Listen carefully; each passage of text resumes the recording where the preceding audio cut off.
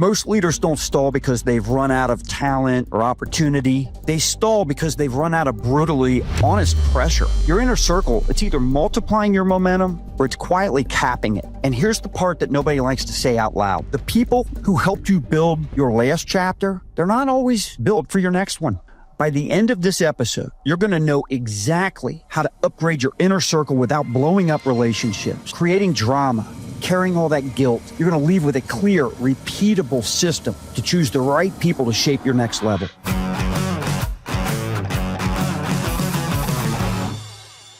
Welcome back to Business, Bourbon, and Cigars. This is the show where we don't dance around the hard conversations. We get straight into what actually moves leaders, businesses, and lives forward.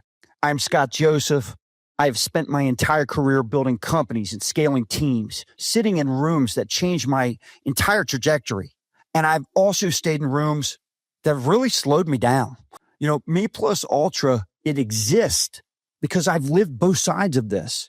I've seen what happens when your inner circle becomes your ceiling and what happens when you finally step into a room that raises the standard.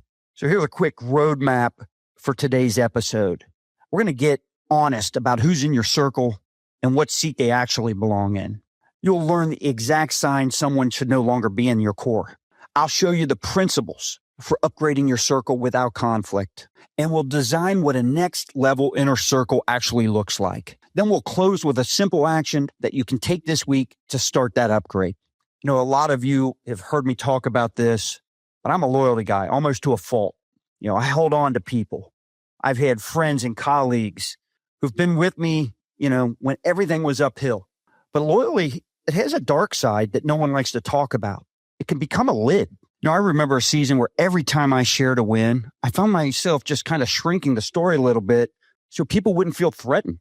I'd walk away from conversations. I don't know if you've ever done this, but you walk away from conversations where you just feel exhausted when you should feel energized.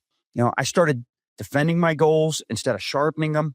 And that's when I kind of realized something I'll never forget. Gratitude for your past, it doesn't require sacrificing your future.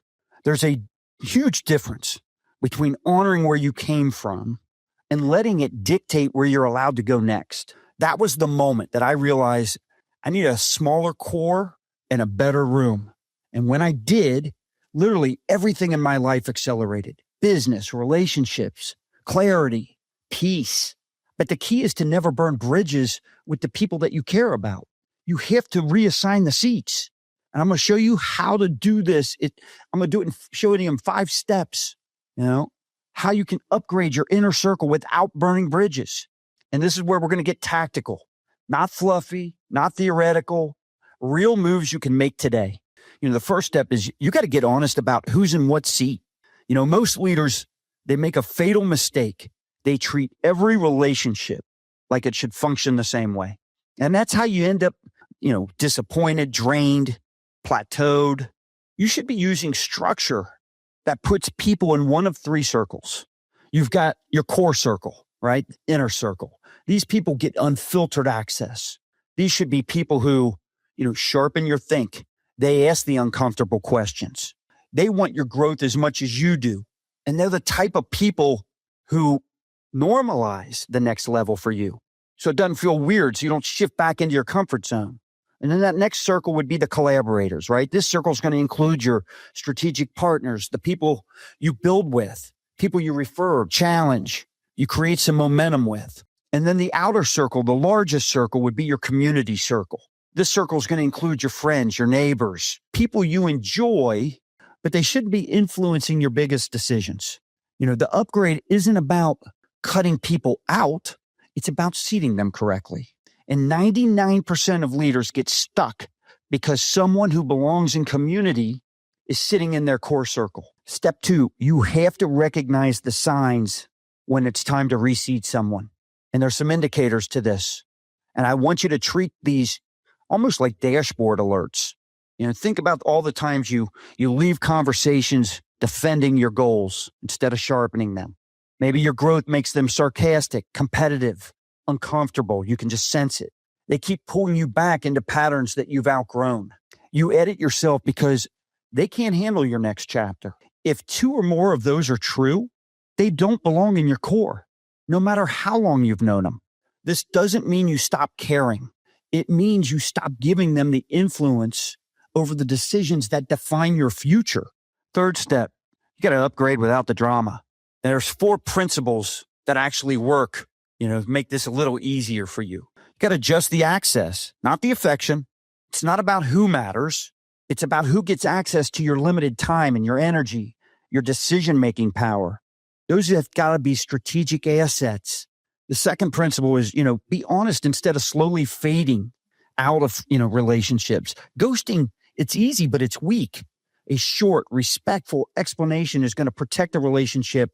It's also going to help you avoid resentment. There's an effective way that you can articulate this in a respectful way. You might say, obviously, you got to put this into your own voice, but you might say something like, I'm in a season where I have to be extremely intentional about who I process my biggest decisions with. That doesn't change our history. It just changes how I'm structuring my time. That's clean. It's mature. It's respectful.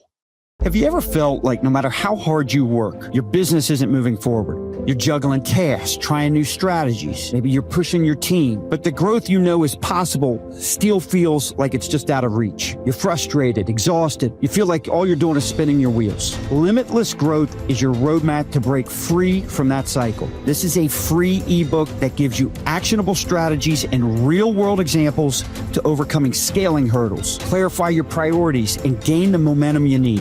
You'll learn how to stop working harder for the same results and start making real progress in your business, in your leadership, and your life. Head to meplusalter.com/growth so you can download Limitless Growth and take control of your growth today. The third principle to upgrading without drama, you got to own the shift. Don't make it about them. Don't sit there and say, you've been negative. You don't support me. You don't get it. No, own it.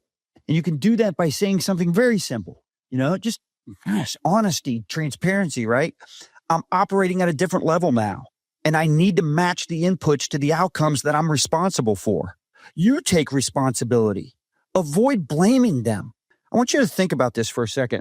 How many of you run a business? You got mid-level managers under you, and you've got a directive. You want something done. They go back to their team, and rather than saying, all right, guys, this is what we're going to do. This is why we're doing it. They sit there and say, guys, I hear what you're saying, but the president, the boss wants it done this way. Awful management. Own it. Don't blame. And then you got to make sure you upgrade or move people in these seats before the breaking point. I used to make this mistake a lot early on in my career. I kept people in circles they didn't belong for way too long because I didn't want the uncomfortable conversation. And then finally something would happen. It'd be the last straw. I had enough, and I ended up burning a bridge.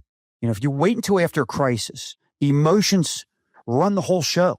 And I learned this the hard way. You don't have to, because I'm going to give you this framework. Run quarterly audits so this becomes normal, not reactive. So far, I've given you step 1, which was get honest about who's in what seat. The second step, you have to recognize the signs when it's time to reseat someone. The third step, upgrading without all the drama.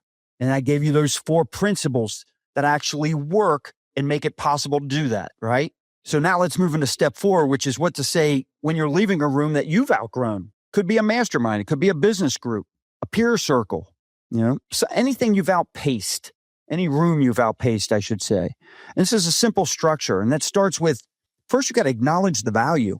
This group has been important for me, especially earlier in my journey. Put in your voice. Then state your new reality. My goals right now require tighter alignment, more accountability. Make sure you frame this as respect. Rather than stay half engaged, I'd rather step out so I don't take away from the group. If someone comes back to you and says, you've changed, simple way to handle it. And here's your line. Adjust to you. Yeah, I have changed. Growth requires it. I'm not competing with anyone in this room. I'm competing with the previous version of myself. Their response or reaction to that will tell you everything. And then finally, step 5, how to build your next level inner circle, that core circle. And that starts with the right room. And the right room has a few unmistakable traits. First off, the standard is higher than yours. And that's how you're going to rise.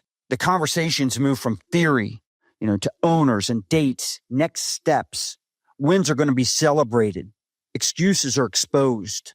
The people in the right room, they care more about what you're building next than your highlight reel. Your circle, it has to include people that are ahead of you, right? People that are going to normalize that next level.